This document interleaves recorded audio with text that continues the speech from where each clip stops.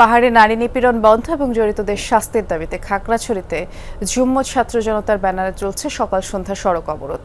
ভোর ৬টা থেকে সদরের চেঙ্গি ব্রিজ, চেঙ্গি স্কয়ার, মহাজন পাড়া সহ বেশ কিছু স্থানে সড়কে টায়ার জ্বালিয়ে গাছের গুঁড়ি ফেলে অবরোধ করা হয়। সবকটি সড়ক বন্ধ করে দেয় যুম্মত ছাত্র জনতা। এতে আটকা পড়েছে ঢাকা সহ বিভিন্ন স্থান থেকে ছেড়ে আসা খাগড়াছড়ি-গাবী ৯০০ কোচ। অবরোধের কারণে শহর থেকে দূরপাল্লার বাস ছেড়ে যায়নি, অভ্যন্তরীণ রুটেও যান চলাচল বন্ধ রয়েছে। আর অপ্রীতিকর পরিস্থিতি এড়াতে শহরের বিভিন্ন স্থানে অতিরিক্ত পুলিশ মোতায়েন করা হয়েছে। এর আগে গত মঙ্গলবার রাতে জেলা সদরের সিঙ্গিনালা এলাকায় এক মারমা শিক্ষার্থীকে ধর্ষণের অভিযোগ এনে গত কয়েকদিন ধরেই নানা কর্মসূচি পালন করছে যুম্মত ছাত্র জনতা। শহরের ভিতর অভ্যন্তরে আইন শৃঙ্খলা পরিস্থিতি স্বাভাবিক রয়েছে। আমাদের অতিরিক্ত পিকেট পার্টি এবং মোবাইল টিম কাজ করছে। এখন তো সাদেক এসে পড়েছে, আমাদের রিসোর্টও বুকিং আছে, কিন্তু আমরা যেতে পারতেছি না। আমরা তো এসে চরম ভোগান্তিতে আছি। আমরা হোটেল, রিসোর্ট সবকিছু বুক করা আছে। আমাদের জন্য খুবই ভোগান্তি, খুবই কষ্টকর। আমরা একদিন যদি কাজ করতে না পারি, দ্বিতীয় দিন আমাদের জন্য খাওয়া দাওয়া, ফ্যামিলি চালানো খুবই কষ্ট আমাদের জন্য।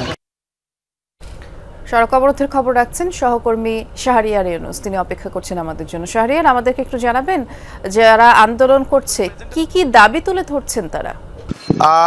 বৃষ্টি, গত কয়েকদিন ধরে খাগড়াছড়িতে বেশ আন্দোলন চলছে এবং সে আন্দোলনের কারণে পাহাড় অনেকটা উত্তাল হচ্ছে, সেটি আমরা দেখতে পাচ্ছি। এবং বিভিন্ন সুশীল সমাজের প্রতিনিধি এবং স্থানীয় অনেক জনপ্রতিনিধিরাও কিন্তু বিষয়গুলো বলছেন। সামাজিক সংগঠনের নেতৃবৃন্দরাও বলছেন যে আসলে একের পর এক নারী নিপীড়ন এবং ধর্ষণ এবং বিচারের দাবিতে যে বিষয়গুলো নিয়ে বিক্ষোভকারীরা আন্দোলন করছে, অবরোধ করছে, সেসব বিষয়গুলো থেকে কিন্তু বেশ কিছু উস্কানিমূলক স্লোগান সহ পার্বত্য চট্টগ্রামের নিরাপত্তা বাহিনী এবং এখানকার যারা বাঙালি অধিবাসী রয়েছে তাদের বিরুদ্ধেও বেশ কিছু উস্কানিমূলক স্লোগান এবং কথাবার্তা বলছেন বিক্ষোভকারীরা। সবকিছু মিলিয়ে যদি বলি তাহলে পাহাড়ের সেই বিক্ষোভকারীদের কর্মসূচির আজকে একটি দিন আমরা দেখতে পাচ্ছি যে শনিবারের সকালে তারা সকাল সন্ধ্যা সড়ক অবরোধ কর্মসূচি পালন করেছে। সে সড়ক অবরোধ কর্মসূচিতে আমরা দেখতে পাচ্ছি